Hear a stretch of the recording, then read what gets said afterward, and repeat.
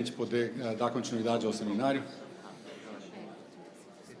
Bom, obrigado e bom dia a todos. Eu sou Marcelo Calhares, vou ser o moderador desse painel, que foi proposto por nós, o Tuzini Freire, e pelo Francisco Todorov, do Trent Rossi Watanabe, a quem eu agradeço a ajuda na organização do painel, e também ao nosso padrinho, Eduardo Caminati, aqui, que também nos ajudou muito a preparar esse tema. O título do nosso painel, acho que já diz um pouco aqui, a gente vem, questões controversas atuais em termos de compromisso de cessação de conduta, sob a perspectiva das autoridades, empresas e indivíduos. Que o tema é controvertido, eu acho que é indiscutível. Na verdade, tratar de um mesmo tema, de diferentes pontos de vista, como a gente pretende fazer aqui, acho que é uma tradição que o IBRAC vem adotando já de muito tempo, essa interação com as autoridades e com a comunidade como um todo. Acho que é um dos pontos mais valiosos desses seminários, que o torna, na verdade, acho que insubstituível no Brasil. E é exatamente a ideia do nosso painel aqui. Acho que, em termos de compromisso de cessação, é uma das áreas mais dinâmicas da defesa da concorrência no Brasil hoje. Talvez a gente possa dizer que é uma área que passou por uma verdadeira revolução nos últimos 2 anos.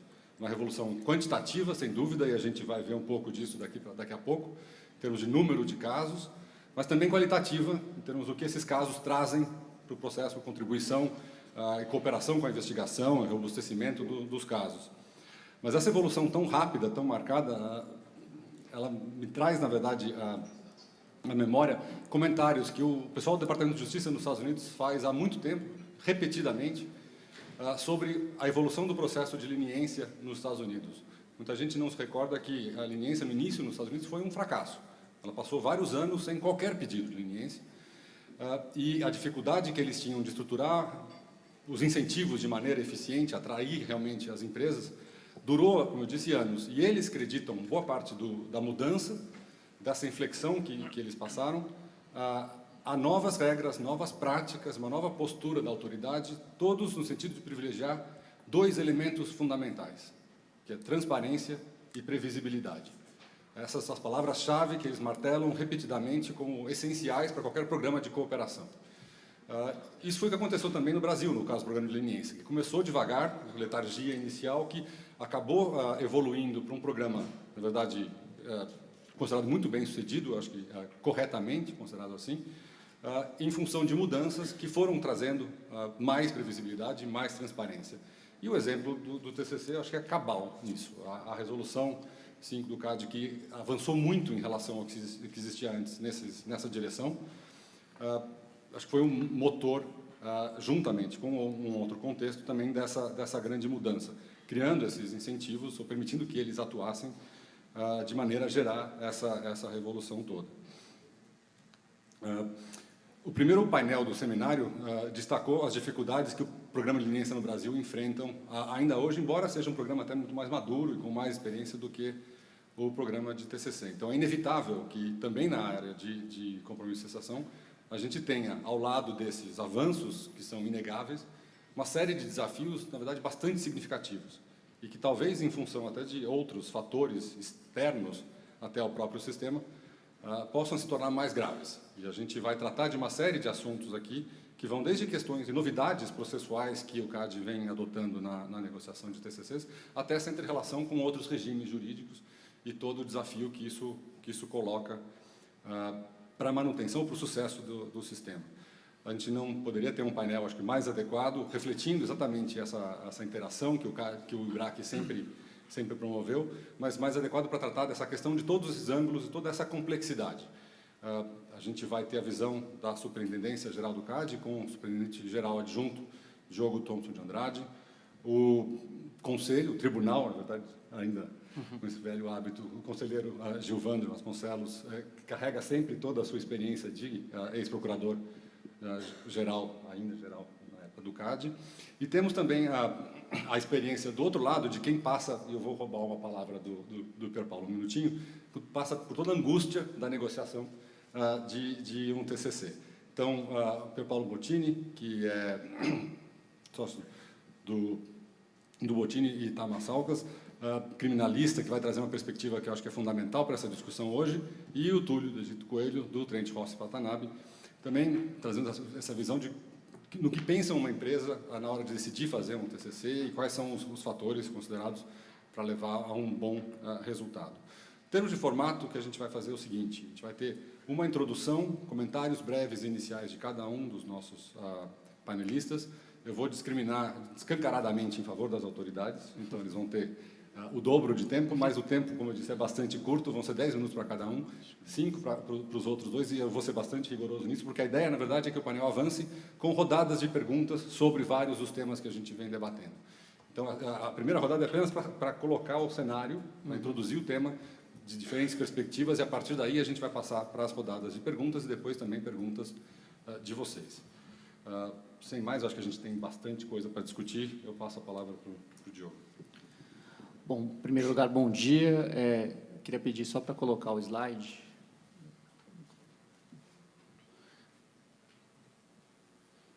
Bom, a ideia aqui, na minha primeira intervenção, é tentar colocar o estado da arte do TCC depois da Resolução 5 de 2013. Eu acho que é uma boa premissa para a gente discutir. Eu vou deixar os temas controversos para a hora dos debates, porque, enfim, senão vai ficar bastante repetitivo. A ideia é mostrar um pouco e tentar passar uma mensagem de que a gente está melhor do que antes da Resolução de 2013. Não, quando eu falo a gente, não é só o CAD, é o ambiente concorrencial como um todo, e são todos os participantes aí do processo. A resolução entrou em vigor em março de 2013. 2013, eu já de antemão falo que é um ano fora da curva, eu peço para que nem considerem esses números, porque aí tem 40 acordos com a Unimed em questão de unimilitância, então não é o ano adequado para gerar o impacto aí da resolução. Mas os outros 2 anos, eles são bastante significativos, ainda mais tendo em vista que 2015 ainda não terminou. Então, a gente tem 42, né, no ano de 2014, eu não consigo enxergar, 40 no ano de 2014, 41 até agora, 42, na verdade, porque na última sessão acho que teve um TCC, no ano de 2015. E quando a gente pega os números de cartel, quantitativamente, o crescimento do TCC mostra que a resolução, não só no aspecto relacionado a cartéis, mas também relacionado aos outros aspectos, de dar mais transparência e mais previsibilidade, ela quantitativamente ela tem um sucesso. Principalmente ainda se a gente leva em conta todo o ceticismo que tinha em volta dela com relação ao impacto criminal, que é algo que a gente vai provavelmente aprofundar aqui depois, e como a gente veio construindo isso nesses últimos 2 anos. Mas se você pega os objetivos da resolução, os antecedentes da resolução, e você olha os números destrinchados para cartel, eu acho que a gente pode ter aí uma boa medida, uma boa dose do sucesso que a resolução tem.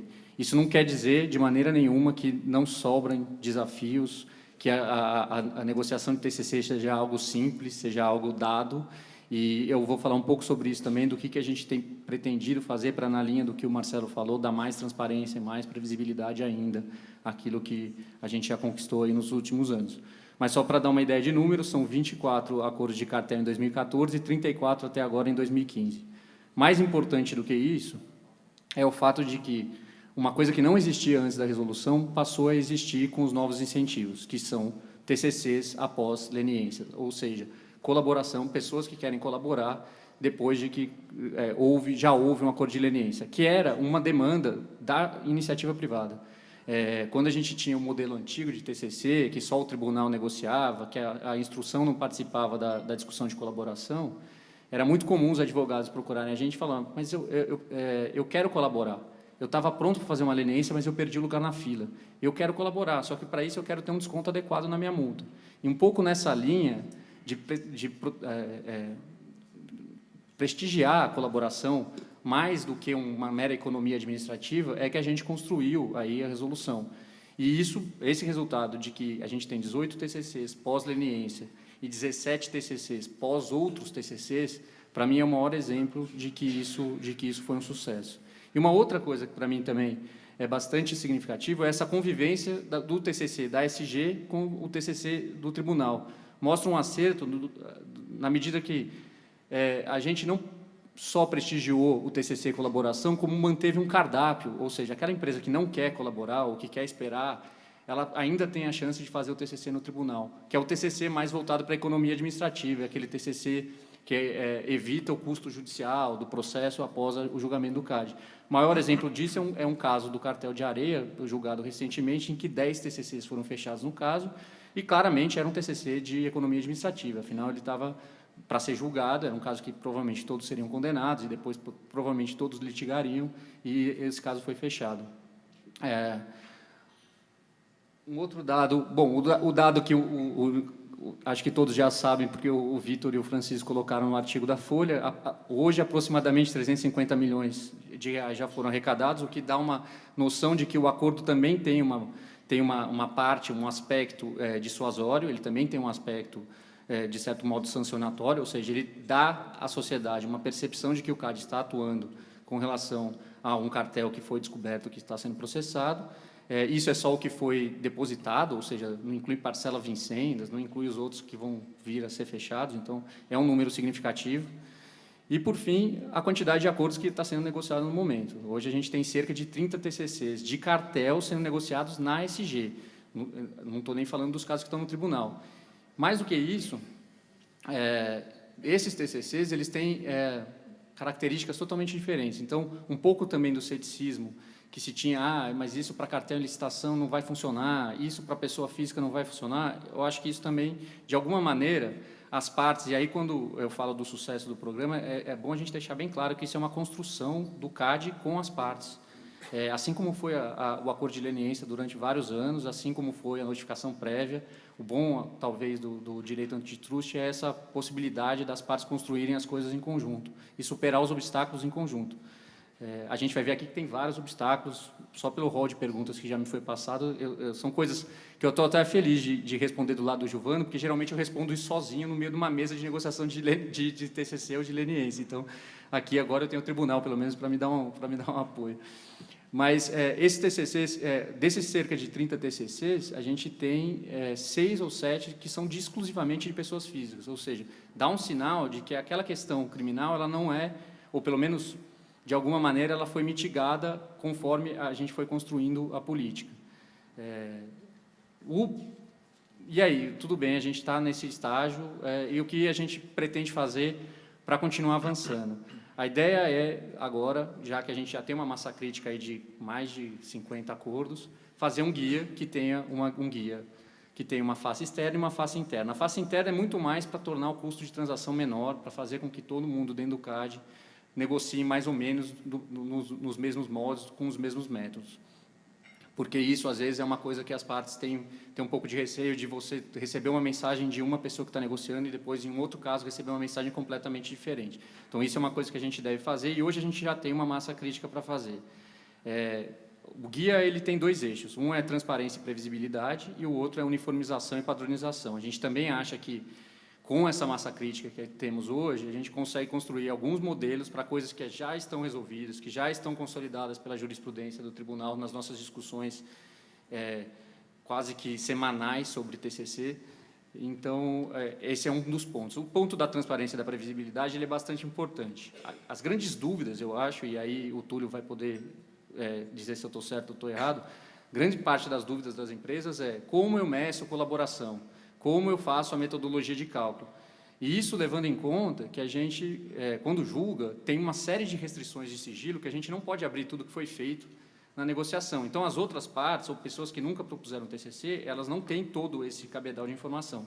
A ideia do guia é, saindo do caso concreto, tentar colocar esse tipo de metodologia, esse tipo de medição de colaboração, e até coisas mais complexas que a gente já decidiu, como o que fazer quando há direito à leniência plus junto com o TCC e coisas mais específicas.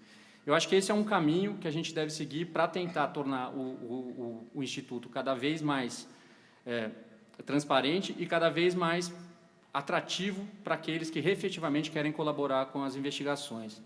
Muito se discute sobre o reconhecimento de participação, se isso devia estar no regulamento ou não, se isso devia ser regulado ou não. Eu acho que isso foi uma decisão de política de defesa da concorrência, e um pouco olhando... O Brasil era a única jurisdição relevante que não exigia esse tipo de reconhecimento de participação para cartel. E é um critério de juízo de conveniência e de oportunidade que é o que norteia o TCC, porque, enfim, a gente tomou uma decisão política de que cartel é uma conduta grave e que, para eu ceder, para eu dar um desconto, eu preciso de alguma contrapartida que seja válida e válida para o processo. Então, o reconhecimento de participação, eu não vou falar com confissão de propósito, porque o doutor Pedro Paulo vai entender, e a colaboração, elas são importantes para o processo. Então, esse é algo também que, na experiência internacional, a gente vê muito claro e que a gente quer continuar incentivando. Acho que é isso para o começo. Sobre o guia e eventuais outras questões, eu estou aqui à disposição e espero aprofundar aí o debate na questão criminal, que eu acho que vai ser o norte aqui um pouco da mesa. Está ótimo. Obrigado, Diogo.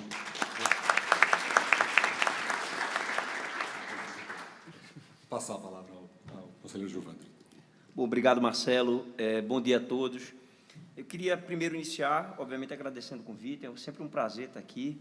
E ontem o Scott Raymond fez um elogio, acho, público, que deixou a todos que fazem parte do CAD muito felizes pelo grau de destaque que ele deu para a nossa autoridade. Mas eu queria também fazer um elogio ao IBRAC, porque vocês, de fato, têm um grau de colaboração e de presença muito massiva na nossa atuação e sempre muito contributiva. É muito raro o Vinícius não chegar lá dentro de uma reunião nossa e dizer que o IBRAC está enchendo o saco com um contrato associativo, porque o IBRAC tem um problema com o protocolo eletrônico, porque o IBRAC quer saber como é que vai ser agora o sistema de avocação. E acho que tudo isso é muito, muito produtivo, porque isso gera uma sinergia entre a gente e vocês que atuam cotidianamente no sistema e que, de fato, é também um objetivo da gente de otimizar as nossas situações. Então, obviamente, parabéns para vocês pelo trabalho, obrigado pelo convite. O tema é TCC. E aí, Marcelo, eu comecei a analisar aqui e vejo quanto o acordo ele ganhou uma outra dimensão dentro da nossa seara administrativa. Veja só, Pedro, quando a gente começava a discutir lá atrás, e era estudante de Direito, era impossível imaginar que a administração fosse fazer qualquer tipo de acordo com a entidade privada. Pelo contrário, era quase um apartheid absoluto e eterno. E agora a gente já começa a discutir isso com um grau de profundidade e de lealdade de trato, que dos 9 painéis, 4, eu contei, tratam de acordo. Então, se fala de acordo de leniência, não composição, remédio, que é acordo, e agora TCC, que, de certa forma, mostra a evolução que o nosso ordenamento, também de defesa da concorrência, tem para fazer com que a gente procure a melhor solução para o problema concorrencial específico. Então, isso é extremamente satisfatório. Falar de acordo, o Vitor e o Francisco publicaram um artigo que eu acho que ele é muito gratificante para o sistema, para mostrar que os números são incontroversos. Os números mostram que há uma evolução na formulação de TCC e uma avaliação de melhoria quantitativa e qualitativa. Eu acho que esse seria a primeira premissa que a gente poderia partir para debater. A gente está tratando de um instituto que evoluiu, que é um produto bem elaborado e bem construído. Sempre vai poder melhorar, vai. Mas, de fato, a gente já tem hoje resultados que nos permitem comemorar, todos nós, porque é um acordo e é isso que envolve não só a autoridade, como também todos vocês, empresas, advogados, economistas, entre outros. O Marcelo Calhar me deu uma lista que tinha mais ou menos uns 240 problemas sobre TCC que ele queria explicar. Ele disse, eu vou ficar com alguns e você responde outros durante a palestra. Eu pensei 5, não sei se são os melhores, mas pelo menos eles podem ser ilustrativos. Pode falar aqui sobre TCC e terceiros, reincidência e bis in idem, que eu estou tratando num tema só, questão de autonomia do TCC, desmembramento de processos administrativos e confidencialidade. Você me disse que eu tenho 10 minutos, vou utilizar esses 10 minutos para abarcar todos esses pontos. Primeiro, TCC e terceiros. TCC e terceiros. É óbvio que a dinâmica e a própria confidencialidade do TCC, eles não permitem que o terceiro se insira no debate desde o primeiro momento. É natural. Isso é algo que eu acho que é um consenso entre nós. Agora, eu acho que existe uma dualidade de momentos em que o terceiro pode atuar e colaborar com o TCC. E isso faz com que a gente não visualize o terceiro meramente como o terceiro impugnador, mas como o terceiro colaborador. essa colaboração ela pode se dar desde o primeiro momento, com o surgimento do processo administrativo, e com o lançamento daquilo que seriam as premissas para um eventual acordo. Vamos tratar, obviamente, de uma conduta que esteja em andamento, uma conduta que encerre obrigações de fazer. Então, eu posso, obviamente, na minha colaboração, sinalizar aquilo que poderia ser reformulado, aquilo que poderia ser adequado, antes mesmo de que o processo tenha uma instrução. Essa seria uma função ex ante do terceiro, participando do processo administrativo e, de certa forma, colaborando no TCC. Mas ele também pode ter um outro papel que é muito relevante e é o mais costumeiro de a gente visualizar, que é a fiscalização do cumprimento daquelas obrigações, principalmente quando o TCC ele tem medidas que são fiscalizadas lá pelo setor de cumprimento da Procuradoria, junto com a Superintendência e DE, ao longo do tempo. Então, esse aspecto ele é relevante e eu acho que tem que ser também incrementado. A figura do terceiro ela é importante em todos os atos e todos os momentos do processo administrativo e do ato de concentração. Então, o estímulo a ele tem que ser, a essa participação do terceiro, ela tem que ser eloquente. Chega a ser tão forte isso na União Europeia que, para você judicializar um processo na qualidade de terceiro, você tem que ter feito uma intervenção prévia na seara administrativa. Eu acho que isso seria talvez difícil aqui no Brasil, diante da própria inafastabilidade judicial, mas seria desejável, eu acho que seria extremamente desejável, porque mostra que o meu espírito é colaborador e não individualista e aproveitador, né? O outro aspecto rápido que eu queria tratar é sobre a reincidência. E aí eu tenho essa posição muito firme: o TCC não vai gerar nunca reincidência, porque o TCC não trabalha com condenação. O TCC ele evita exatamente uma discussão sobre condenação, não geraria jamais reincidência. O debate mais interessante, em minha ótica, é a questão de um bis in idem com o TCC. Você veja que esse tema ele se relaciona com diversas etapas. E aí, no bis in idem, tem uma coisa interessante. Primeiro, o artigo 35 lá da lei, ele está numa posição meio desconfortável, porque ele está lá depois da solidariedade, subsidiariedade, pena do administrador, então ninguém presta atenção no 35. Mas ele já prevê a autonomia da análise da conduta concorrencial em relação aos outros tipos que, eventualmente, possam também vir a ser apenados. O Vinícius falou uma coisa ontem que eu achei muito interessante, que é a prerrogativa de condução daquele que descobre o ilícito. Naturalmente, o Ministério Público, a polícia, vão observar se o CAD o protagonista, foi ele que, de certa forma, tem mais informações, ele tem mais a lógica do sistema, que ele vai conduzir. A mesma coisa vai ser com o Ministério Público, com a polícia. Eu acho que aqui, esse caso de reincidência, é nítido que a gente vai fazer uma avaliação. Quando você profere um julgamento de um processo que já teve uma sanção em outra seara administrativa, se leva em consideração o conjunto das penas que foram e que estão sendo aplicadas. Isso é natural. A gente não está mais no momento em que toda a inspiração judicante ela vem dos deuses. Acho que a gente lembra, no momento das ordalhas do processo, lembra disso, Pierre? No momento das ordalhas, você pegava azeite quente e jogava na pele do cidadão. Se ele gritasse de dor, é porque ele é culpado. Se ele não gritasse, houve a preservação dos deuses, então ele tem razão e ele tem que ser inocentado. Óbvio que não funciona mais assim.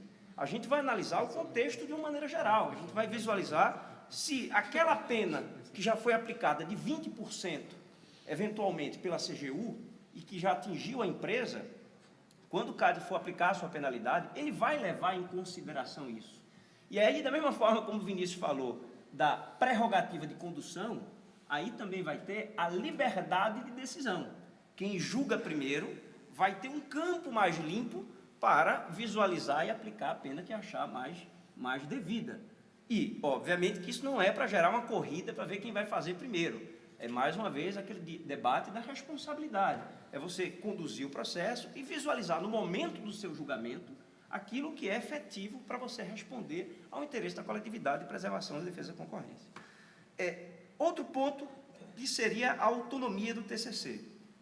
Eu acho que a gente teve um julgamento na semana passada que mostra isso com muita tranquilidade e eloquência. O TCC é autônomo ao processo administrativo. Ele se comunica com o processo administrativo única e exclusivamente para extingui-lo após a avaliação do seu cumprimento.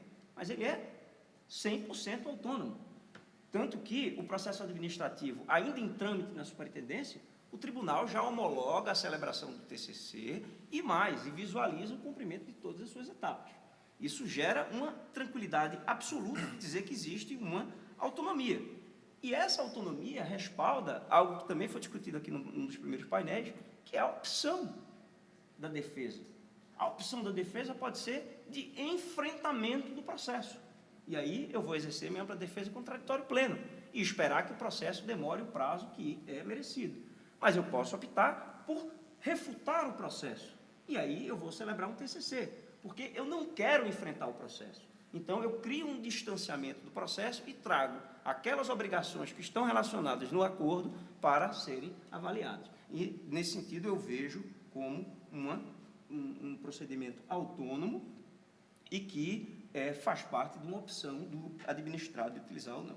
A questão do desmembramento é algo muito interessante, porque eu já vi algumas críticas. Desmembraram o meu processo e, com isso, é impossível fazer uma defesa ou não, etc. Acho que não. E vou explicar por quê, Marcelo. Mais uma vez, eu pego o nosso caso recentemente julgado dos eletrodos. O que é que acontece nesse caso? Havia 2 processos, um, inclusive, que foi celebrado um TCC. Nesse TCC, se fazia referência, eventualmente, ao outro processo administrativo. O que é que eu preciso ter? Eu preciso ter uma ampla defesa e um contraditório substanciais. O que foi que fizemos? Disse, olha, tem uma alegação em um outro processo que, de certa forma, pode ter um grau de comunicação com aquilo que está sendo discutido.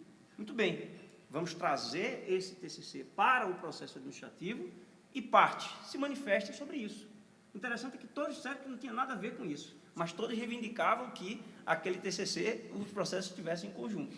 Quer dizer, o importante é que a gente respalde a substância da ampla defesa do contraditório, e não que a gente fique com essa necessidade de formar um litisconsórcio que não existe.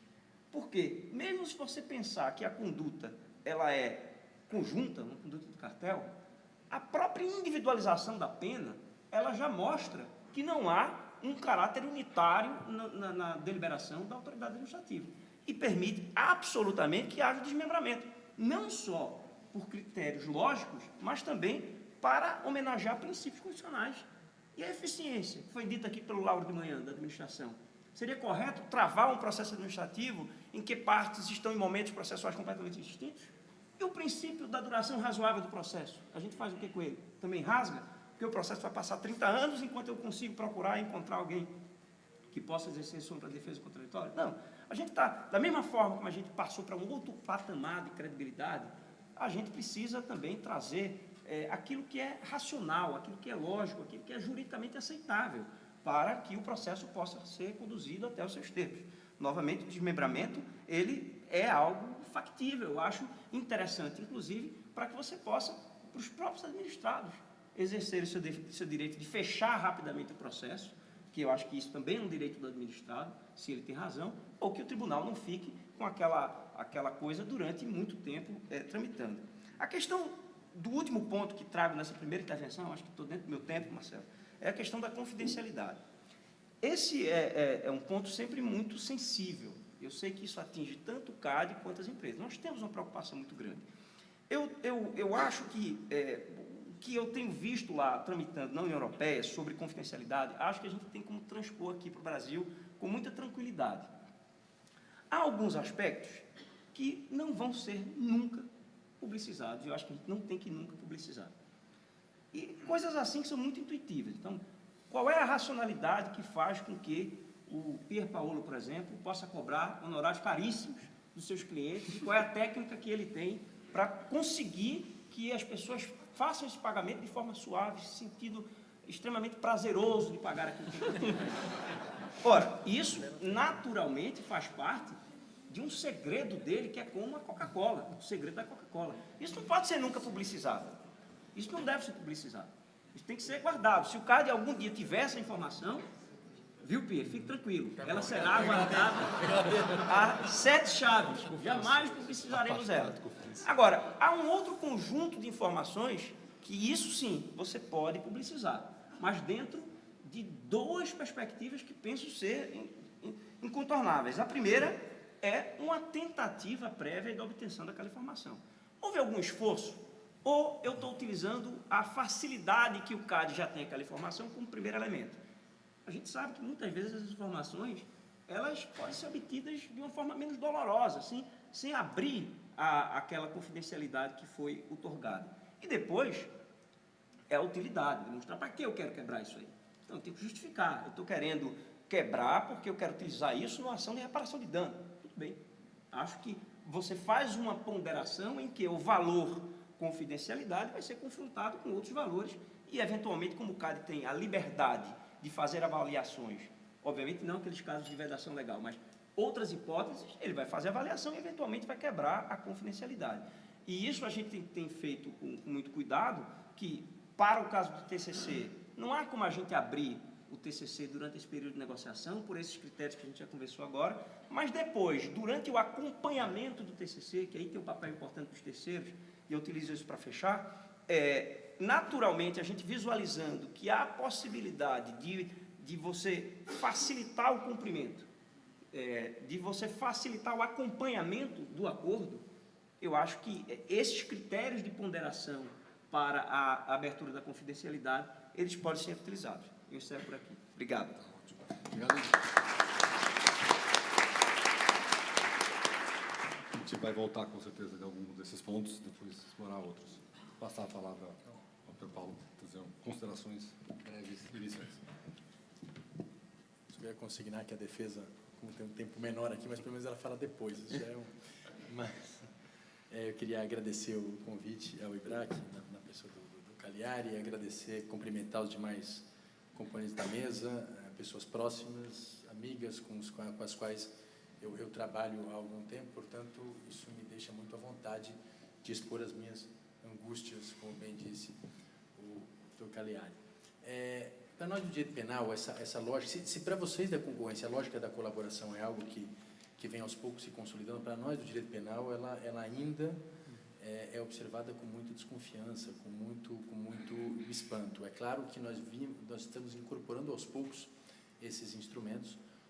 Os profissionais de direito penal, e não falo só dos advogados de defesa, falo também do Ministério Público, ainda tem uma certa dificuldade, um certo incômodo de trabalhar com a ideia da colaboração, mas ela é uma realidade. Nós temos usado a colaboração, nós temos discutido a colaboração, nós temos feito acordos de colaboração na prática, mas de certa forma nós precisamos tentar superar alguns pontos que justamente geram essas angústias. Então eu queria, o Cagliari disse, não se preocupe com o tempo, você só apresenta as questões e as respostas você apresenta depois. É que eu não tenho as respostas, eu só tenho as questões. Então eu queria compartilhar com vocês justamente essas questões, retomando uma prática que eu tenho inclusive tido com os membros do CAD, ou seja, a gente tem discutido muito isso tem sido muito proveitoso para tentar achar algumas soluções. Mas vejam, no campo de direito penal, a colaboração ou é uma colaboração individual, então o sujeito vai até o Ministério Público, faz a chamada delação premiada, ou a pessoa jurídica faz um dos acordos existentes para a pessoa jurídica,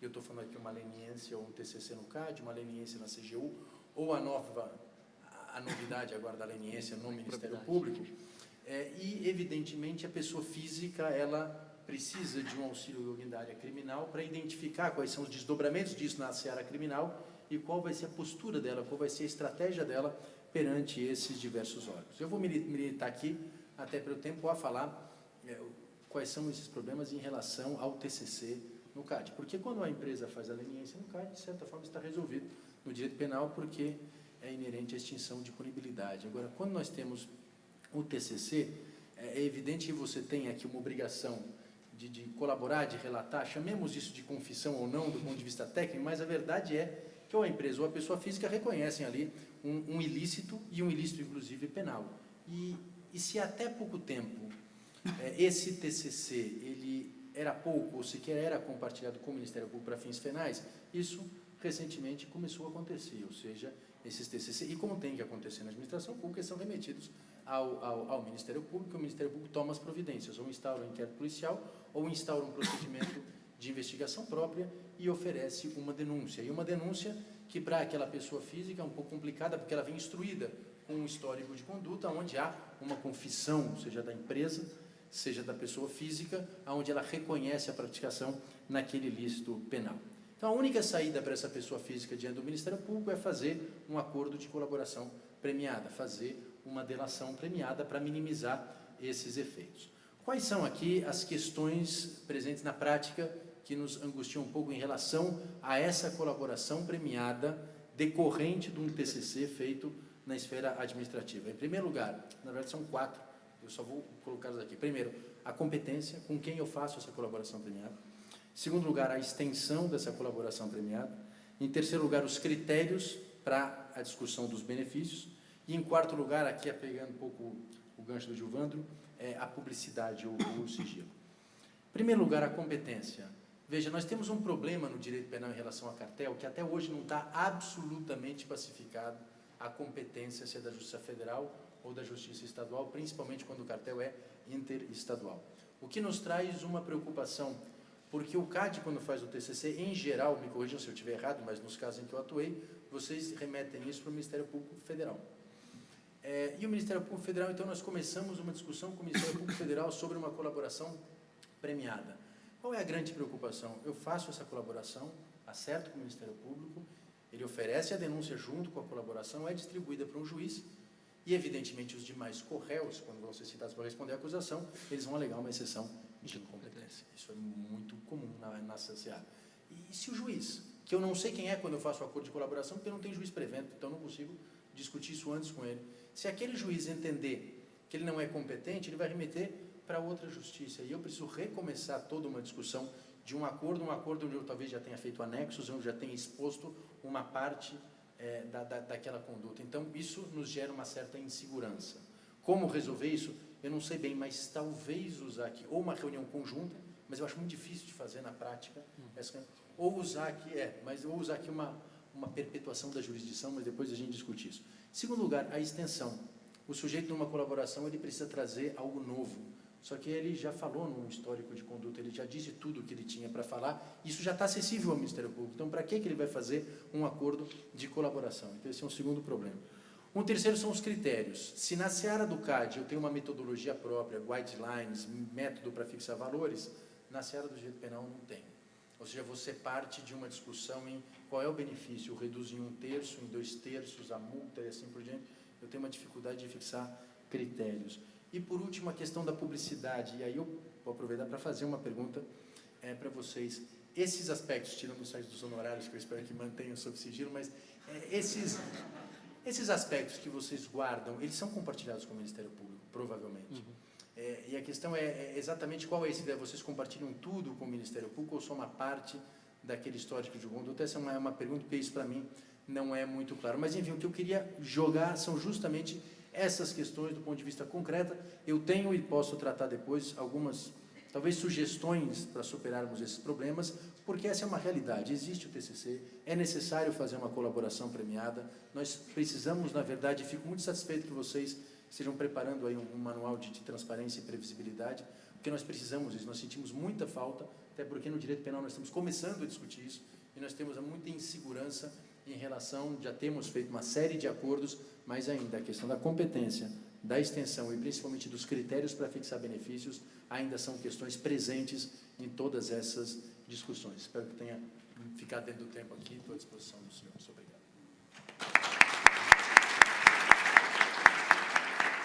Obrigado, Pedro, por falado. A gente está simplesmente montando o cenário, então vai ter essas sugestões, são parte integrante do que a gente vai discutir depois. Passar a palavra para o Túlio para complementar essa primeira rodada, e aí a gente entra nas perguntas.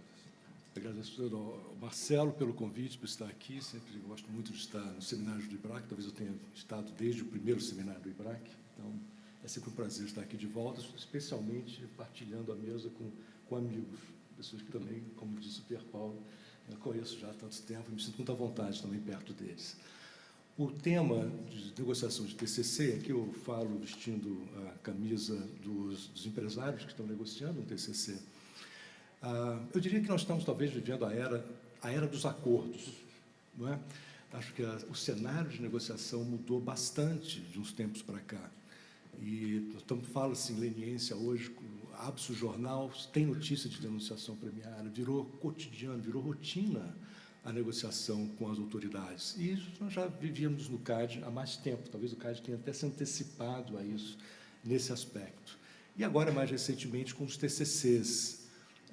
O que o empresário quer saber, antes de saber se é o caso ou não de negociar o TCC, o que já é em si uma ciência, em que casos eu devo negociar o TCC, quais são os critérios que eu devo considerar, seria apenas a questão da prova que já foi pré-constituída, isso é suficiente para avaliar se esse é um caso bom ou não para negociar um TCC, há uma quantidade enorme de variáveis. E vai caber, é uma responsabilidade do advogado, considerá-las. E nem sempre ele terá todos os elementos para avaliar, especialmente se o processo estiver ainda muito no início, porque nós sabemos que há razões para arquivamento do processo que não dependem apenas da prova.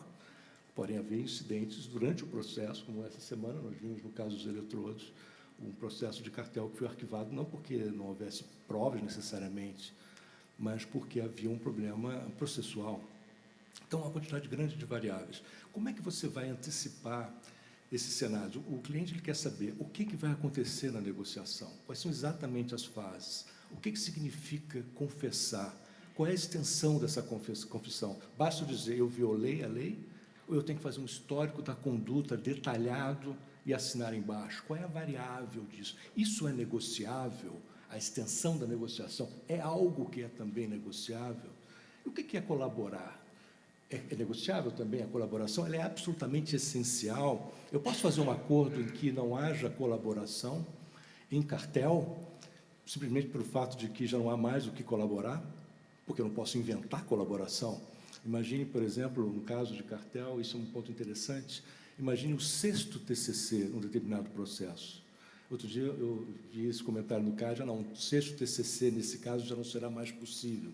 Por que não será mais possível? Não há um ganho para a administração em se negociar um acordo, em evitar que se litigue um determinado acordo. Isso é um ganho para a administração e também é um ganho para o administrado. Então, a questão da colaboração em si, a meu ver, ela deve repercutir em termos da dosimetria do valor que se vai pagar, mas não em se negar ou aceitar o acordo. Não deveria ser esse o critério, necessariamente. Nós temos situações até em que a empresa, por exemplo, o empresário, um grupo econômico, por exemplo, comprou uma empresa e o cartel foi cometido lá atrás, por aquela outra administração. A possibilidade de colaborar em situações como essa é totalmente diferente. Eu não vivenciei aquilo. Eu dependo de indivíduos que nem estão mais lá na empresa. Como é que eu vou colaborar? Mas, no entanto, eu quero encerrar o processo. E ele envolve cartel. Eu não posso fechar um acordo. Essas são situações que, a meu ver, precisam ser enfrentadas, precisam ser resolvidas, é preciso ter uma certa flexibilidade em relação a essas regras. Os riscos decorrentes do acordo também são enormes. Eu vou estar exposto, de algum modo, fazendo um acordo e confessando a ações civis públicas. Sim, nós estamos vendo o Ministério Público entrando com ações civis públicas, inclusive contra lenientes. Não é? Quer dizer, o que é um risco que, obviamente, é decorrente, é uma falta de articulação necessária entre as próprias autoridades para que os acordos sejam mais valorizados, aqueles que procuram acordos sejam, de certa maneira, mais resguardados, mais protegidos. Isso não é voz corrente no Ministério Público. Existe ainda uma desarticulação. Vai levar um certo tempo para que isso seja resolvido. É muito importante o envolvimento do CAD, para que essa colaboração, essa advocacia dos acordos ocorra, especialmente em relação ao Ministério Público, mas não limitado a ele. Por exemplo, no caso de cartéis que envolvam licitações públicas, que aí você vai ter que, no TCC, você vai ter um problema com a CGU, e se envolve CGU, já tem o Tribunal de Contas da União também, que já disse que quer participar de qualquer tipo de acordo com a CGU, em razão de danos que ocorram em relação à administração pública. Portanto, a variedade de situações é enorme. Como que se dosa o desconto a ser dado? Que critérios são utilizados para dar o desconto? Tudo isso é desconhecido. Então, a grande angústia do advogado, e, portanto, do empresário também, é saber exatamente, ou pelo menos um grau de previsibilidade, o que vai acontecer, para que não haja grandes surpresas durante o processo de negociação. Essas surpresas ainda existem. A possibilidade de você ter negociado um acordo 3 meses atrás, e você vai negociar um novo acordo hoje, aquela cláusula que você negociou lá, olha, mas essa cláusula aqui já não é mais possível. Esse parcelamento aqui, nós já abandonamos isso. Enfim, mas você negociou aquilo lá atrás, e isso não é transparente, porque as negociações são sigilosas. Qual é a jurisprudência dos TCCs? Não é? Por isso que louvo muito a iniciativa de se criar um guia de negociação de tal maneira que haja parâmetros que deem um mínimo de previsibilidade para que o empresário possa, com mais segurança, e o seu advogado, participar dessas negociações. Com essas questões iniciais, também com o Pierre Paulo, muito mais perguntas do que respostas, mas estamos aqui apenas para provocar, na verdade, Pierre Paulo. Muito obrigado.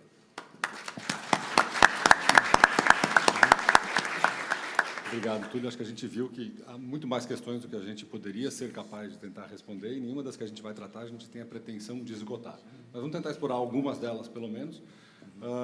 Começando com uma questão processual, que não tenha sido levantada de maneira explícita, a não ser pelo Diogo no começo, mas que eu acho que traz talvez uma mudança de postura da ASG na negociação de TCCs, que eu acho bastante significativo. Dois temas, markers para TCC, como é que está funcionando isso, o grau de transparência em termos da ordem que cada um está na fila, você é o número 2, número 3, a empresa sabe disso. Quando a gente tem uma negociação em 2 etapas, você tem que apresentar a proposta em um certo momento e aí usar o seu one shot, e depois chegar a um acordo e como as pessoas mudam e andam nessa fila. E a outra questão é a novidade da celebração de TCCs antes da instauração no PA. Na verdade, isso que eu falei, que para mim traz uma mudança de postura, que para isso a superintendência tem que proativamente se aproximar das partes e propor um TCC, porque na verdade elas não sabem nem que estão sendo investigadas em muitos desses casos. Isso é uma novidade, normalmente o CAD era inerte nesse sentido, esperava chegar uma proposta, e agora ele está saindo para frente e apresentando, e chamando as empresas para fazer o TCC, há autoridades que fazem isso pelo mundo, se isso é uma mudança nesse sentido. E aí como é que funciona a questão do acesso da parte que está sendo convidada a fazer um TCC aos autos, inclusive para poder aferir se interessa ou não fazer um TCC, se ela, como não representada ainda, não tem acesso, ou tem acesso às provas que existem, pelo menos naquele momento, contra ela. Como eu disse, são questões que eu tenho que responder quase todo dia em mesa de negociação, mas acho que dá para dar uma luz. Uma das ideias do guia é trazer um pouco essas situações, que são situações que a gente já tem uma prática, já tem adotado. Quando as empresas vêm propor um TCC, elas sabem qual é a postura do CAD nesse sentido, mas, de fato, isso não é algo que está disseminado e que não é tão claro, tão transparente para outros possíveis proponentes. Com relação ao marker, como eu disse, o TCC tem sido construído em conjunto, ele não se esgotou ali na resolução. Então, com relação ao marker, o que a gente percebeu é que a gente precisaria dar um trato. Ele é muito próximo, o TCC em cartel, pós-resolução, ele é muito próximo daquilo que é uma negociação de leniência. Em outros países, inclusive, isso é chamado de leniência, ele simplesmente é uma leniência sem imunidade. Então, o que a gente pensou nessa questão do marker a gente precisa dar alguma garantia para a empresa que, no dia que recebeu a notícia, como já aconteceu várias vezes, recebeu a notícia que o PA foi instaurado, foi publicado no DOU, ou sofreu uma busca e apreensão, dá uma certa segurança de que aquela empresa que quer ou que se dispõe já de imediato a negociar, tem alguns dias para decidir se vai fazer o requerimento ou não. A redação do regimento, a gente até deve trabalhar numa alteração, porque ela não é muito clara, ela fala em proposta, quando o próprio regimento fala que requerimento e proposta são coisas diferentes. Então, só que se a gente fosse considerar quem apresentou a proposta, que é a proposta final, seria muito subjetivo, ou seja, a autoridade teria todo o poder de falar, não, esse cara aqui que está melhor, o TCC, apresentou a proposta primeiro, então ele é o primeiro, ele que vai ganhar um desconto maior. Para retirar essa subjetividade, a gente tem usado o requerimento como marco, mas tem usado uma política de marker também para segurar o lugar na fila, porque a gente acredita. É claro que já existe processo ou inquérito, já aconteceram autos processuais, não é igual uma leniência. O marker na leniência ele tem uma função muito específica, que é a autoridade avaliar se ela já tem ou não uma investigação sobre aquele mercado e dar uma resposta imediata. Esse marker do TCC é simplesmente segurar o lugar na fila e dar um prazo mínimo de 5 dias para que a parte faça o requerimento formal. Então, a ideia é essa, a ideia é que seja um prazo praticamente improrrogável, talvez a gente possa pensar numa ideia e talvez trazer isso também para o regimento, para ficar ainda mais claro. Mas é algo que já tem adotado na prática. E é algo que a gente também precisa fazer, aí entrando na sua segunda questão, da atuação proativa da SG, para respeitar aquela fila que foi criada na leniência. Tem muitos casos em que tem casos, inclusive, que no mesmo dia 4 pessoas pedem o marker da leniência. A gente vai respeitar a ordem, obviamente, e depois, quando o primeiro eventualmente fecha, ou o segundo fecha a leniência, você tem que, assim, faria sentido que você respeitasse a ordem de quem procurou a autoridade antes para colaborar. E é nesse sentido que a gente tem usado essa atuação proativa. A gente sabe quando os marcas foram pedidos e aí a gente oficia as partes para dizer se tem interesse em TCC e aí apresenta um requerimento. A gente ainda não fez em inquérito, antes de PA, essa proatividade de, quando não tem leniência, de abordar as partes para saber se elas querem fazer acordo. Isso ainda não foi feito e eu acho que não é nenhuma política que a gente deva caminhar para ela, porque, como eu disse, o ideal é que a autoridade tenha a postura mais objetiva possível. No TCC, toda essa história de marker e tanto de respeito da fila, ele é até mais fácil de resolver do que na questão da leniência, porque como não tem o sigilo anterior, ou como já tem um processo ou já tem um inquérito, a gente consegue fazer isso em autos de acesso restrito no começo, que depois vão ser abertos a todas as partes, elas vão saber e se eventualmente alguém alegar que a fila foi desrespeitada, vai estar lá no processo que a fila não foi desrespeitada. Então, essa é a maneira que a gente tem lidado com essas coisas, e isso provavelmente vai estar mais claro ainda no guia. O guia ainda tem que ser discutido com o plenário, ele já está fechado na SG, mas ele ainda vai ser discutido com o plenário. Ele não vai ser um guia vinculativo, provavelmente, mas ele deve gerar algumas pequenas modificações no regimento para tornar o processo ainda mais transparente e para corrigir coisas que na época a gente não pensava, que a gente foi pensando ao longo do tempo, com a experiência mesmo de receber os pedidos e receber todas essas dúvidas aqui que o Pierpaolo e o Túlio levantaram, que são dúvidas que a gente recebe todos os dias e tenta resolver, discute com o plenário. E é nesse caminho que a gente vai seguindo, e acho que a gente tem conseguido aí dar uma melhoria nessa transparência, nessa previsibilidade. Acho que o guia vai melhorar ainda mais. Conselheiro, entrando num outro tema de cálculo da contribuição pecuniária, um tema que já foi levantado aqui, com certeza é uma das fontes de angústia e crucial no momento da decisão da empresa, evidentemente, de pedir. E é interessante porque, ao mesmo tempo, é algo que o Tribunal do CAD faz todo dia, quando julga um caso, quer dizer, você vai ter que fazer o cálculo da multa, nesse caso, mas você está antecipando essa discussão, que tem uma série de consequências também, mas, ao mesmo tempo, tem um elemento diferente aí, que também é a aferição da colaboração, que vai pesar no cálculo. Você tem que calcular a multa esperada para depois calcular o desconto. E a gente tem visto muitos casos em que isso está acontecendo num contexto de empresas sem faturamento no Brasil, no ano anterior ao da instalação do processo, ou então sem faturamento direto, quando você tem efeitos indiretos, a discussão surgindo. Eu queria que você trouxesse para a gente um pouco como é que está essa discussão no tribunal com relação a cálculo da contribuição pecuniária. Bom, obrigado, Marcelo. Veja, esse tema de cálculo, ele é cotidiano, o Diogo sabe disso. Há uma preocupação muito grande do tribunal em dar uma coerência. Eu acho que eu comecei a discutir isso com você quando a gente pensou o painel. É uma coerência interna, em que haja valores que tenham compatibilidade com o processo em si, e uma coerência externa, é que aquele caso, obviamente, não destoe dos julgamentos que o CAD faz em relação a cartéis do mesmo gênero, coisa semelhante. Então, essa é a premissa que a gente parte. Base de cálculo não tem como inovar, porque a base de cálculo está posta na lei. Se você encontra ramo de atividade, é ramo de atividade. Se você não tem ramo de atividade, a lei diz que você vai buscar o faturamento. Se você não tem, a lei criou o terceiro critério, que é o arbitramento, entre 20 mil e 2 bilhões, está lá. Esses são os parâmetros, essa é a base de cálculo. O que a gente tem feito, e isso foi discutido lá ainda no projeto de lei, é que eu tenho alíquotas que, de fato, elas são amplas. Eu tenho de 0,1 a 20, tratando de condenação, né? E aí, dentro dessa alíquota, eu preciso parametrizar para fazer um juízo de proporcionalidade. E aí, ao fazer esse juízo de proporcionalidade, eu vou tentar trazer aquilo que o caso concreto me apresenta de possível para que eu possa fazer um juízo correto. Então, por exemplo, eu me lembro que houve alguns debates sobre, eu listei aqui, importações durante o ano, média de importações, dentre outros critérios que a gente poderia utilizar. Tudo isso é levado em consideração e vai ser impossível a gente conseguir listar números clausos. A gente pode ter um rol exemplificativo de aspectos que possam ser parametrizados.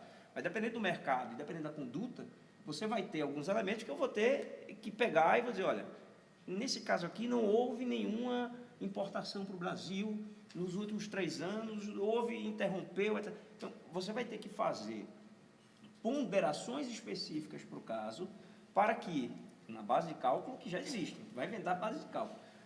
Eu tenho dentro dessas 3 coisas.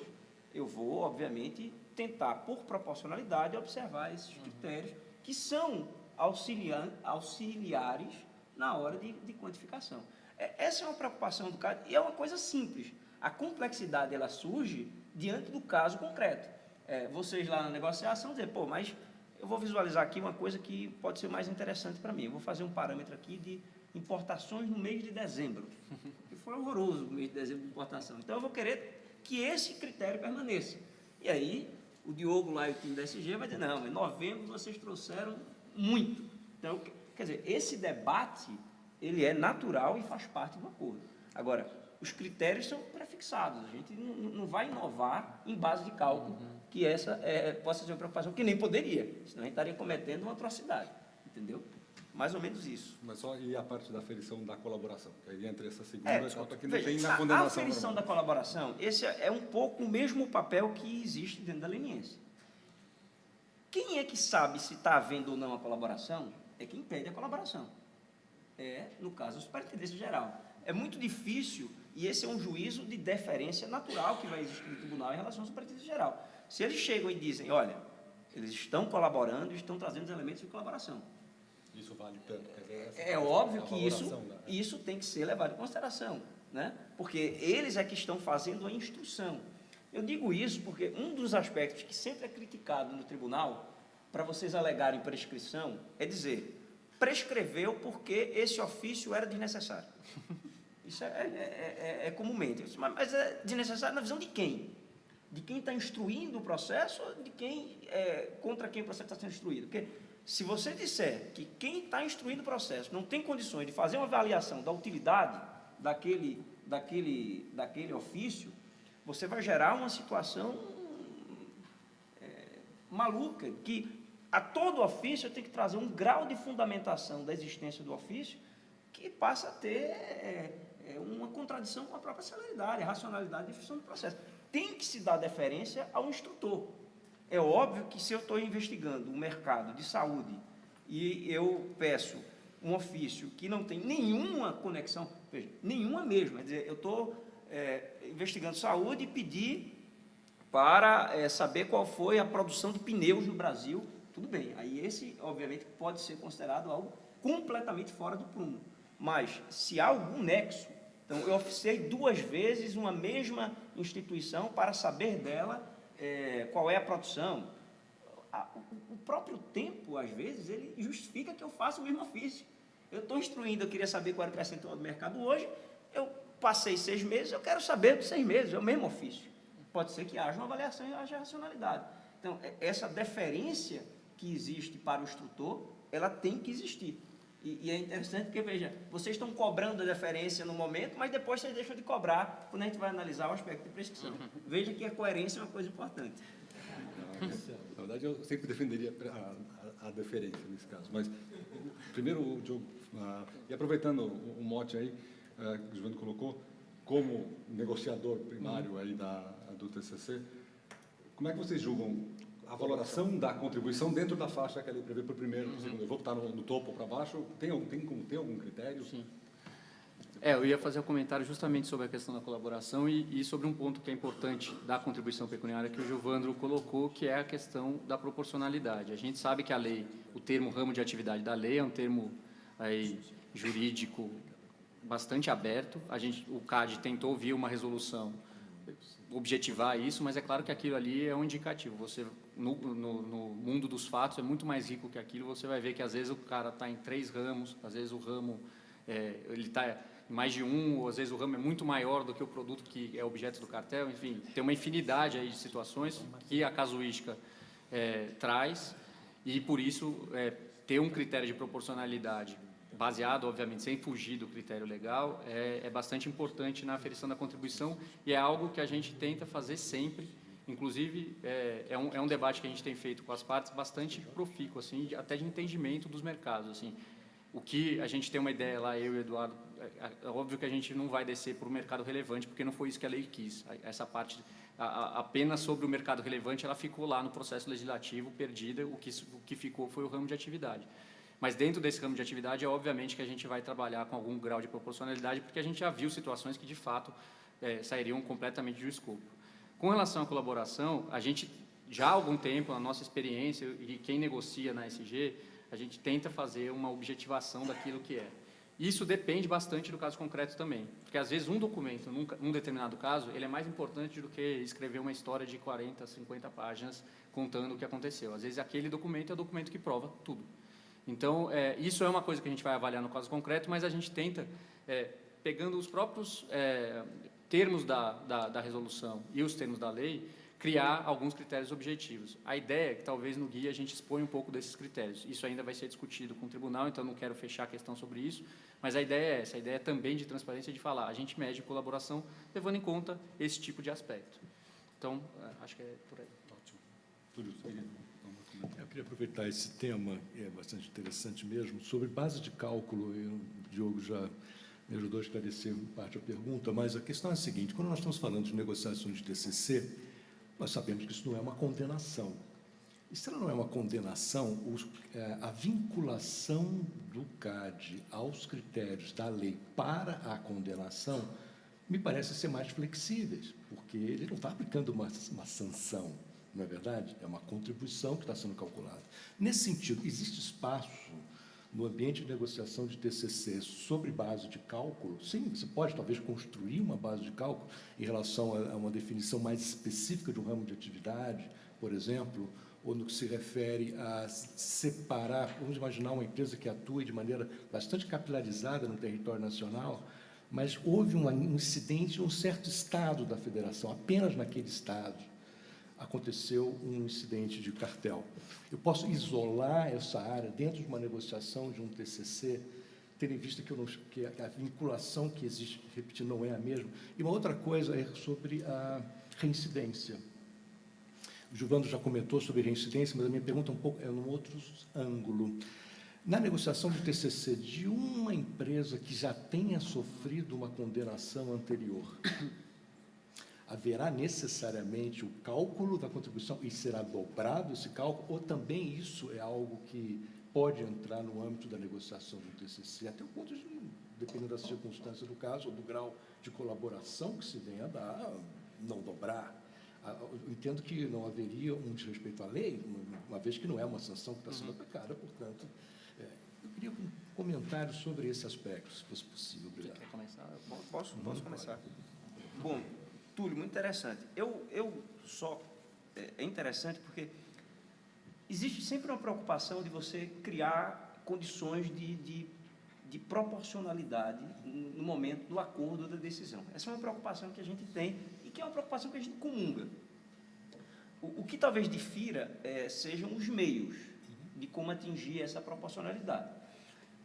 Quando você, de certa forma, admite a possibilidade de ampliar bases de cálculo, se por um lado você pode imaginar que isso daria mais proporcionalidade para uma determinada situação, por outro lado eu amplio a insegurança de parâmetros, inclusive para saber se o TCC tem ou não viabilidade. Porque, veja bem, foi naquele município, sim, mas a gente viu que teve um pouquinho... Esse município se comunicava com 2, ou era uma região metropolitana. Quer dizer, você começa a ter uma série de variáveis que pode dar mais insegurança do que a certeza. Quando a gente traça mais ou menos alguns parâmetros, que já são parâmetros legais, então a gente já tem uma segurança de que aquilo ali é o que a lei estipulou para avaliação da conduta. E eu trabalho com critérios, e as alíquotas são muito amplas. Eu acho que a amplitude da alíquota é exatamente para viabilizar que haja um balizamento muito grande, valendo de outros casos. Quer dizer, a gente tem uma preocupação, inclusive, de reduzir, às vezes, a nossa discricionariedade, fixando aqueles critérios que, para nós, pode ser considerado relevante e dar segurança para a empresa que vai fazer o acordo. Então, você veja que a nossa preocupação finalística é a mesma, mas enquanto que, talvez... a visão que você está passando de ampliar a base de cálculo, Verdade? eu restringiria. Não, ampliar no sentido de opções. Eu diria, olha, eu acho que as 3 que a gente tem lá, tá bom. Vamos trabalhar agora com outros elementos concretos que façam com que a gente trabalhe na alíquota. Porque a alíquota ela é variável na própria legislação. Então, isso é um pouco o que eu imagino sobre esse tema. A outra pergunta, desculpa. Sobre a reincidência. A questão da reincidência. Veja, eu não posso falar agora de contradição e voltar numa contradição. Se eu acabei de defender que há autonomia do TCC em relação ao processo administrativo, né? Eu não posso dizer que eu vou utilizar no TCC um aspecto que é exclusivo do processo administrativo. A reincidência, ela só existe no processo administrativo. e no processo administrativo condenado, porque não é um juízo que eu faço ex ante, é um juízo pós-condenação no momento da dosimetria. Então, obviamente que utilizar a reincidência como um elemento de barganha não me pareceria razoável que a administração assim o fizesse. Acho que com relação a essa questão da reincidência, o que o Giovano quis colocar aí com muita propriedade a gente não vai pegar a multa esperada sobre a qual vai incidir o desconto, nunca vai ser a multa que seria da reincidência. É claro que uma situação de reincidência te faz pensar um pouco no juízo de conveniência e oportunidade de você fechar um acordo com alguém que já cometeu um ilícito e voltou a cometer. Foi condenado por um ilícito e voltou a cometer. Então, assim, é claro que na negociação isso vai ser levado em conta, mas não levado em conta no sentido de dobrar a pena para fazer o cálculo. Talvez levado em conta no sentido de, na minha avaliação de conveniência e oportunidade, isso não deve pesar.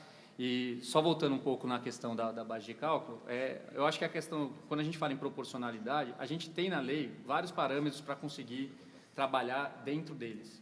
Então, você pode tanto trabalhar com a questão da alíquota, como o Giovano falou, como fazer uma estimativa, ainda que simples, sobre o que seria a vantagem oferida do cartel e estipular que a contribuição não pode ser menor que aquilo, ou pelo menos a multa esperada não poderia, e a partir daí construir algo que talvez não seja exatamente o critério legal, porque o critério legal não é aplicável ao caso, porque não existe o ramo de atividade, já aconteceu isso, de não existir o ramo de atividade. Então eu tenho que trabalhar com outros elementos, mas sempre procurando manter ali muita consonância com a lei. Só um comentário, Marcelo, só um comentário.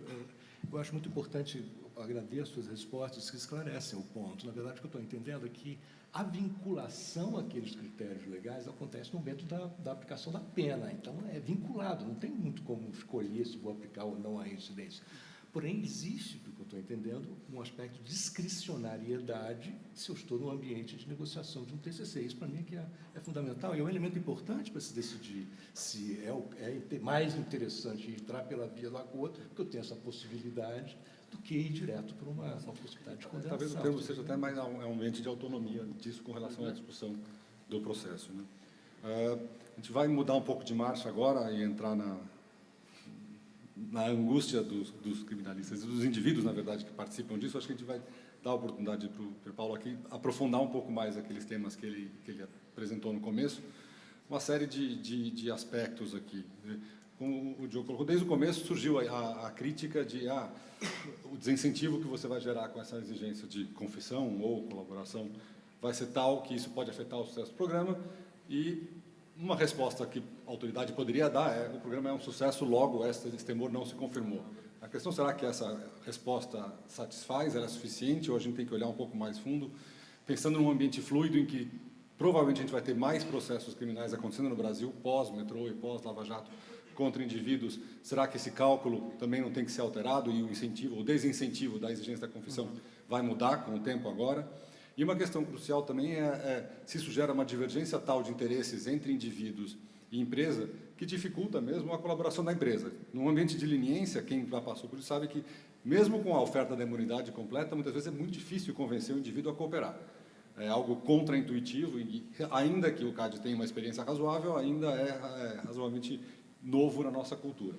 Então, oferecendo a imunidade já é difícil convencer alguém. Na hora que você não oferece a imunidade criminal, convencer o indivíduo a participar é muito mais complicado. Até que ponto isso afeta ou não afeta? E aí, evidentemente, não é uma questão única do CAD, é como tratar disso, se fazer uma negociação simultânea, se fazer paralela, se fazer conjunta, a jeito de entrar nisso. Mas começando para trás, assim, em termos de incentivo, desincentivo, o indivíduo participando desse acordo, Paulo, o que você tem sentido, né, no modelo do regime brasileiro agora? Pois é, essa eu acho que é o grande desafio, principalmente da interação entre quem está no direito penal e quem trabalha no concorrencial, não só entre o particular e a administração pública, mas entre os advogados das diferentes áreas. Porque é muito comum quando você entra num processo de investigação interna ou quando a empresa se dispõe a fazer qualquer tipo de colaboração, quando é chamado um criminalista para assessorar aquele indivíduo, e em geral é a própria empresa que chama, inclusive, é natural que você tenha algum tipo de tensionamento, não de parte do advogado, mas de parte daquela pessoa física. E Então, de que forma que ele vai se portar durante a investigação? Ele vai ou não vai assinar o TCC ou a leniência? Como isso vai repercutir na seara criminal? Então, no fundo, o trabalho do advogado também é um pouco fazer essa ponte e aparar um pouco essas arestas. Mas eu acho que tudo depende, em relação à pessoa física, da razão pela qual, ou do contexto ou da natureza da contribuição dela naquele ilícito. Porque me parece que existem duas situações aqui bem diferentes. A primeira é quando ele pratica um ilícito, uma conduta anticoncorrencial dentro de uma atividade da empresa, em benefício da empresa, ou seja, de alguma forma a preocupação da empresa com aquele executivo vai ser muito maior de ampará-lo. E uma segunda hipótese é aquele sujeito que pratica uma conduta anticoncorrencial em benefício próprio, descumprindo todas as linhas de compliance estabelecidas pela empresa. O que pode acontecer? Por exemplo, o sujeito quer receber um bônus muito maior e faz uma prática anticoncorrencial para ele ter um ganho próprio, sem comunicar a empresa, sem autorização sequer implícita da empresa. Imagine que aqui a conduta, a investigação, a postura dele será muito diferente. No primeiro caso, ele deve ter uma comfort letter, provavelmente a empresa vai pagar os advogados e vai acompanhá-lo. Na segunda hipótese, nem sempre isso acontece, aliás, pelo contrário, na investigação interna, a primeira coisa é exonerá-lo. Mas, enfim, de qualquer forma, eu estou tratando aqui da primeira hipótese, que me parece muito mais interessante. Ainda assim, ainda que a empresa o conforte, ainda que a empresa reconheça que ele foi uma pessoa importante naquela, mas que não divergiu da empresa, ainda assim é natural a existência de uma certa tensão, mas isso tem se resolvido, ou seja, quando essa pessoa tem um certo conforto, que ele pode fazer uma colaboração no criminal, e essa colaboração não implicará em uma pena corporal de prisão, porque a gente sabe que prisão é algo muito complicado, mas uma pena pecuniária ou até uma restritiva de direitos, como tem acontecido na prática, isso tem sido aceito, isso tem acontecido. Mas, enfim, o fato de haver esse sucesso no TCC não exclui a angústia dessa pessoa, ainda mais diante, mais uma vez, da falta de critérios para você fazer essa negociação. Porque se vocês estão discutindo aqui base de cálculo e metodologia de cálculo no TCC, onde vocês, até onde eu sei, o Túlio, o cara está me dizendo, vocês não trabalham com dano moral da sociedade, vocês imaginam quando a gente vai tratar com o Ministério Público, que coloca nesse cálculo o ônus moral de fazer um acordo. Eu não estou dizendo isso aqui em tom de ironia. Isso acontece, a gente tem visto ações civis públicas com dano moral à sociedade ou o ônus moral de fazer o acordo. Então, é claro que isso fica cada vez mais etéreo, você não sabe o quanto custa esse ônus moral, esse dano moral, a base de cálculo é muito mais difícil. Então, a insegurança aqui é muito maior. Eu só queria voltar na questão da competência, já estou encerrando minha contribuição, mas, mais uma vez, o que acontece, então, quando você resolve fazer o acordo? Então, você vai conversar com o Ministério Público Federal, define, então, aquele acordo, isso vai para o juiz, e o juiz entende que ele não é competente.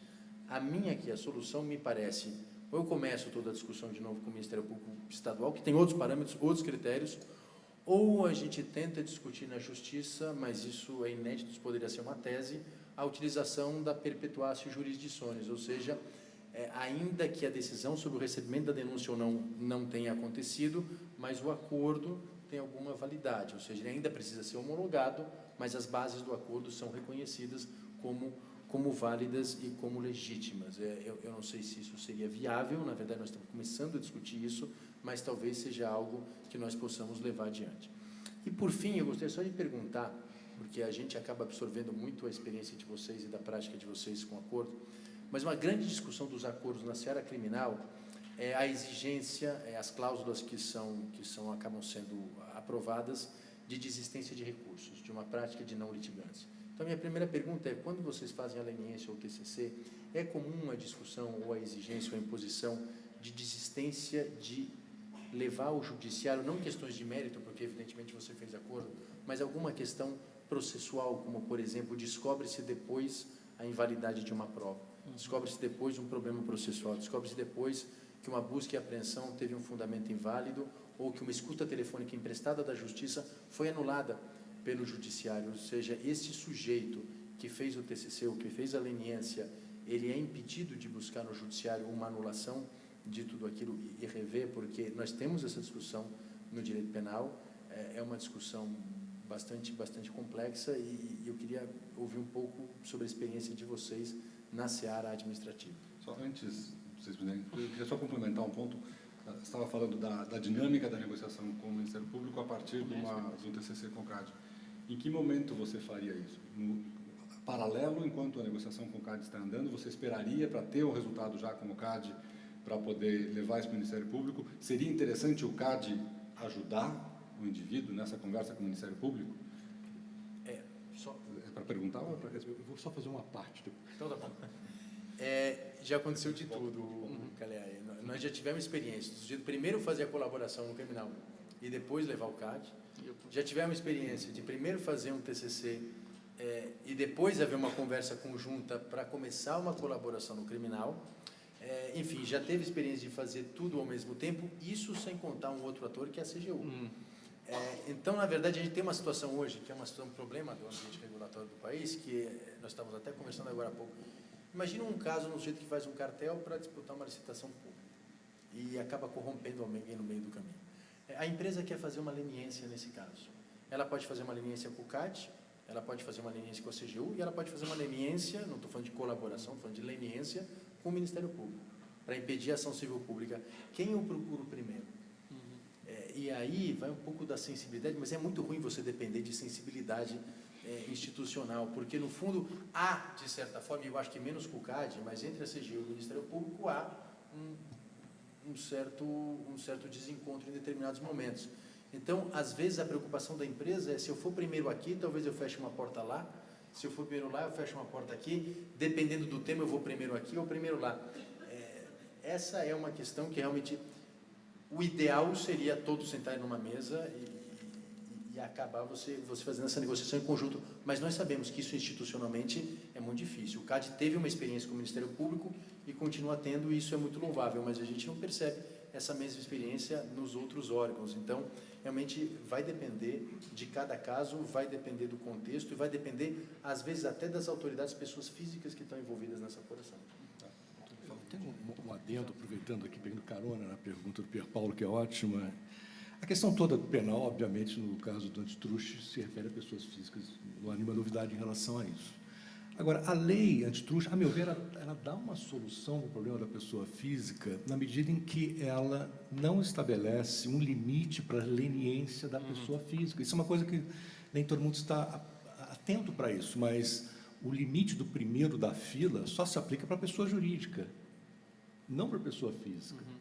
Então, poderia, e aí vem o meu adendo na pergunta, no âmbito da negociação de um TCC da empresa, negociasse de tal maneira que as pessoas físicas fizessem não um TCC, mas uma leniência, e nesse caso, mas não teria contribuição? Não, teria, ela teria redução de 1/3 a 2/3, e teria resolvido o problema criminal. A lei permite isso.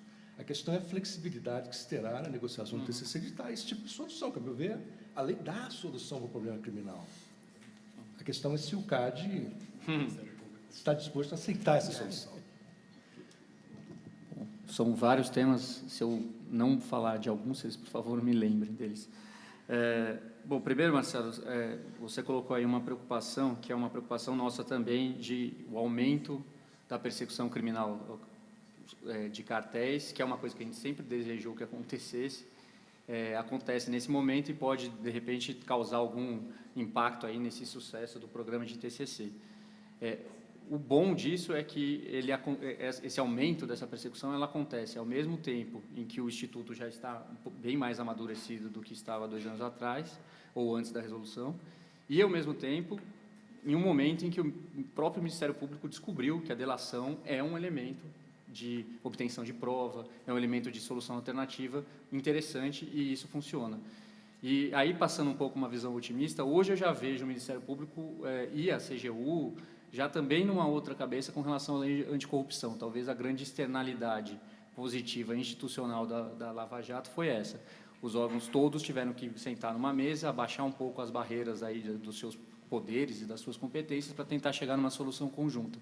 Semana passada, eu estava justamente sentado com o Ministério Público, a CGU e com a AGU, porque tem um projeto de lei que quer harmonizar isso para a lei anticorrupção, e eles estavam discutindo e todos em acordo, e todos achando que aquilo era uma solução boa, que delação era uma coisa boa. Então, só de existir esse sinal, para mim, já é um caminho de que uma coisa que eu falei, acho que há 1 ano atrás no IBRAC, quando a Lava Jato ainda nem tinha atingido o estágio que ela tem hoje. A coordenação é fundamental. A gente não vai resolver isso só com lei ou só com regulamentação, e as angústias vão sempre continuar. Mas se a gente consegue construir um ambiente entre as instituições de coordenação, isso é importante. Algumas das questões que o Pier Paolo colocou, que são dúvidas nossas também, como competência, a extensão da colaboração, quando é um caso que já tem uma leniência, que o CAD já tem um acordo celebrado junto com o Ministério Público, a coisa caminha de uma maneira mais fácil. O CAD, inclusive, tem interesse em que o TCC seja preservado. E, nesses casos, a gente tem entendido aquele que assinou a leniência é o competente, então tem uma discussão menor de competência, e que a extensão, como ele já colaborou com o CAD, passa a ser uma colaboração quase que processual no processo penal, uma colaboração de uma oitiva qualificada, porque, na verdade, como, ao contrário do que acontece no processo administrativo, aquele que celebra a leniência, pessoa física, no âmbito criminal, sequer é denunciado, é importante também para o Ministério Público que ele tenha outros réus, efetivamente réus, colaboradores. Então, existe também um interesse do Ministério Público nisso, essa tem sido a nossa experiência recente. É bastante incipiente, é muito baseada na relação de confiança que o CAD construiu durante anos, celebrando a acordo de leniência com o Ministério Público, mas é um caminho. E eu acho que é um caminho que a gente tem que trabalhar para seguir. Túlio, me lembra a sua pergunta, por favor. Incluir o indivíduo usando o artigo da lei da pessoa física. Essa é uma discussão que a gente já teve algumas vezes na SG. A gente acha que ainda não teve essa discussão com o tribunal, talvez só com a procuradoria. Se você interpretar aquele dispositivo da lei com outros dispositivos sobre leniência da lei e também com o que tem hoje no regimento, talvez tivesse que haver alguma alteração de regimental, você acaba chegando à conclusão de que aquilo é só para pessoas da mesma empresa que não celebraram o acordo no primeiro momento. Mas a lei não diz isso, você tem toda a razão. Então, assim, eu não vou fechar a questão sobre isso, porque eu acho que é uma questão que a gente pode refletir. E é, sim, uma saída. É claro que vai depender de uma nova coordenação com o Ministério Público para eles aceitarem esse entendimento, né, de que tem outras pessoas físicas podendo fazer leniência, porque chega uma hora, entenda um pouco o incentivo também para o acordo. Se você só tem réu colaborador no processo criminal, às vezes isso é uma coisa que incomoda o Ministério Público. Então, não é uma coordenação simples de se fazer. Então, acho que a gente pode discutir isso com mais profundidade e acho que pode ser, sim, um caminho alternativo ao TCC. O que a gente tem hoje é a disposição total do CAD em se coordenar com o Ministério Público, quando é celebrado um TCC e existe um risco grande de processo criminal, para tentar resolver a questão dos indivíduos. Eu tenho uma visão de que, se a pessoa, como o Pier Paolo colocou, cometeu vários ilícitos, e ele vai ter, portanto, um monte de autoridade atrás dele, se ele consegue resolver pelo menos o problema com uma, ele está melhor do que ele estava antes. E isso é uma coisa que a gente tem visto nesses TCCs que eu falei, que são exclusivamente de pessoas físicas. Essas pessoas sabem do risco criminal, elas já estão sendo processadas, muitas vezes no criminal, elas são ex-funcionários da empresa, então é o caso 2, é aquele cara que foi demitido mesmo, e ela vem e tenta resolver a questão dela com o CAD. Tudo bem, não é o melhor dos mundos? Não é o melhor dos mundos, mas é um começo de um caminho aí que a gente vai ter que trilhar, e eu acredito que daqui a 10 anos isso vai ser um não problema e vão ter novos problemas. Quero fazer só uma colocação breve, até com um pouco que o Túlio e o Pier falaram, mas com uma visão mais geral. É engraçado que a gente teve uma formação toda jurídica baseada numa estrutura hierarquizada, né, piramizada, vamos dizer assim, em que você tinha sempre uma relação de hierarquia, você tinha sempre alguma autoridade ou alguma norma que prevalecia em relação a todas as outras. A gente diz hoje que a gente vive numa sociedade complexa, em que essa relação perdeu o grau de verticalização e se horizontalizou. Isso. A gente, naturalmente, o direito vai enfrentar esse problema, porque você vai ter diversas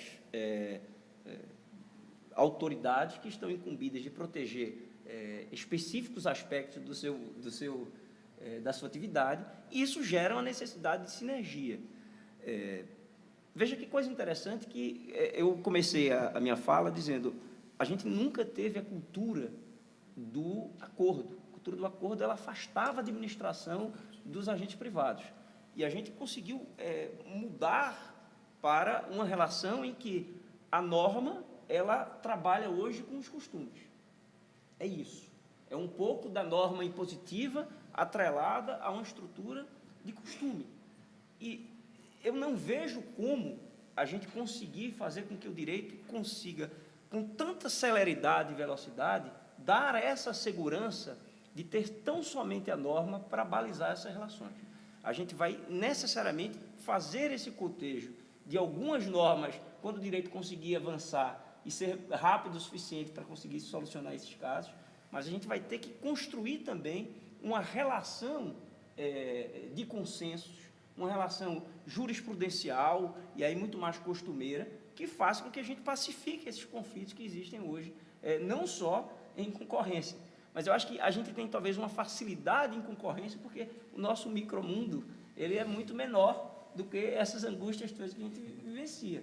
E a gente tem conseguido enfrentar isso com esse balanço que existe de norma e costume, e tem sido proveitoso. Daí é a minha esperança, Pia, que a gente consiga também fazer isso quando um processo só envolver CGU, CAD, TCU, Ministério Público, Polícia, dentre outros. O objetivo comum, ele existe. Então, a gente precisa só estreitar e ver como é que a gente encaminha isso. Entendeu? Só um pouco dessa reflexão filosófica. Acho que homenagem ao professor Celso Campilon, que estava ali, eu olhei para ele e disse, bom, como é que eu vou, de certa forma, homenageá-lo? Eu lembrei que o Pier Paolo tinha feito uma pergunta específica sobre a nossa experiência com relação à questão de cláusulas de desistência de recursos. Eu vou te dizer, o cenário pré-resolução, isso era a colaboração da empresa quando ela colaborava nos casos de TCC de cartel. Ela fazia uma cláusula que ela desistia das ações e dos recursos posteriormente ao processo. Hoje em dia, essa cláusula ela não consta, salvo engano, em nenhum dos nossos modelos de TCC, e ela não é uma cláusula a priori negociada, e muito menos, ela não chega a sequer tema, acho, das nossas negociações, porque existe, talvez, ali uma sinergia mesmo de que, se está fechado, está resolvido. E, assim, do ponto de vista econômico da pessoa jurídica, isso é bem... eu e o Túlio, a gente estava comentando sobre isso um pouco antes. Você faz um acordo para litigar depois, parece meio estranho, né? Você está querendo reduzir seus custos e depois vai lá litigar. Agora, eu entendo que, da perspectiva da pessoa física, ainda mais com o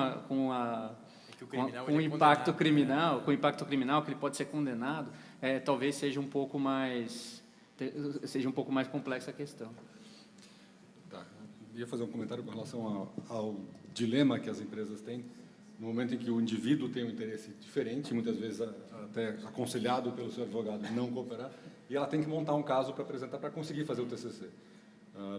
E muitas vezes ela até viola ou abre uma exceção à sua própria política interna, que mandaria demitir aquela pessoa, porque se ela fizer isso, ela não tem a colaboração, sem a qual ela não consegue fazer o TCC para resolver a questão também. Isso é uma coisa que tem acontecido muito ultimamente. Eu vou fazer uma última, e vou pedir para o Túlio ser breve, um último comentário, depois a gente ainda consegue abrir um pouco para perguntas. Como é que entra a dimensão da repercussão possível internacional e na esfera civil da confissão no âmbito do TCC? Quer dizer, preocupação aí com a definição exata do escopo, definição do efeito, do qual é a violação que você está falando, na medida que isso pode ter repercussão em outros países, em termos de abrir o apetite de outras autoridades para ir atrás de você, ou de negociações que estão simultaneamente em andamento em outros países também.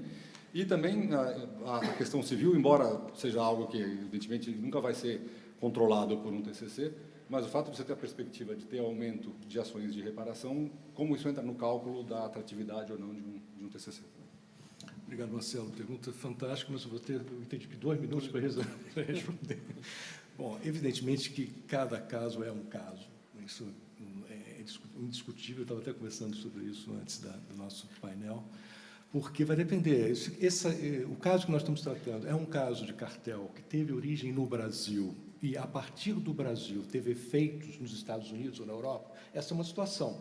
Evidentemente que uma admissão no Brasil vai imediatamente despertar o interesse das autoridades nos Estados Unidos e na Europa. E, inclusive, no momento em que saiu a notícia de que houve essa condenação, no dia seguinte já tem uma class action nos Estados Unidos. No dia seguinte. É impressionante. Depois de uma série de outras class actions que vão surgir. Então, é diferente a situação de se o cartel foi organizado no exterior e teve efeitos no Brasil. Então, o cenário é diferente, porque o que eu admiti no Brasil pode estar totalmente limitado realmente ao território brasileiro, sem nenhuma repercussão no exterior, né? Então, o efeito, nesse caso, será bem menor. Mas, se nós considerarmos a situação primeira, né, de um cartel no Brasil com efeitos nos Estados Unidos, a complexidade é enorme, porque essa pessoa física vai ter que ter uma assessoria de um advogado separado nos Estados Unidos para ver a questão criminal, vai ter que ter um advogado separado da Europa para ver uma questão criminal e vai ter que ter um advogado do Brasil separado para ver a questão criminal. Enfim, isso acrescenta uma complexidade enorme para a negociação, né? E também a questão de sigilo profissional, por exemplo, se eu tenho informações aqui no Brasil que eu obtive por conta da investigação que eu fiz, eu não posso mandar essa investigação para o meu cliente nos Estados Unidos, porque ele pode estar sob supina nos Estados Unidos. Se eu mando esse documento para ele, ele vai ser obrigado a produzir esse documento para o DOJ. Então, eu não posso sequer mandar esse documento para ele. Eu já tive situações assim, que você tem que mandar para o escritório, para o advogado na Europa, para triangular isso, porque você não pode mandar diretamente. Então, é uma quantidade enorme de situações complexas que você tem que lidar, né? Agora, do seu ponto de vista, rapidamente, do seu ponto de vista de Brasil, sim, você tem um risco enorme em relação à admissão, mas vai depender do grau de admissão que você fez. Por isso a minha pergunta anterior, o que você admitiu? Eu admiti a violação da lei no que se refere ao aspecto antitrust. Opa, então você não admitiu, na verdade, que houve um efeito. O efeito é algo que vai ter que ser provado numa ação judicial. É uma prova nova. Agora, se eu não negociei o TCC, fui direto para o julgamento, e o julgamento veio com a quantidade enorme de provas, detalhando exatamente o que eu fiz, não é? Evidentemente que isso vai ajudar muito mais uma discussão judicial do que uma admissão pífia ou bastante limitada que eu tenha feito no TCC. Então, vai depender muito das variáveis que existem em cada caso concreto. E há também a situação em que você fez o TCC e o caso foi arquivado, que é uma situação que nós já estamos vivendo hoje em dia. Isso aconteceu essa semana. No TCC, houve admissão, o caso foi arquivado numa questão processual. Olha só. Okay. Não, acho que, como a gente falou no começo, não tínhamos a pretensão de esgotar esse assunto, era para levantar essas questões todas, que acho que vão nos preocupar e preocupar, esperamos, as autoridades ainda por bastante tempo. Eu recebi ordens peremptórias para encerrar o painel, para a gente poder passar para o próximo. Então, eu queria agradecer muito aos nossos panelistas, acho que foi uma introdução fenomenal para a complexidade que a gente enfrenta nessa área. Obrigado.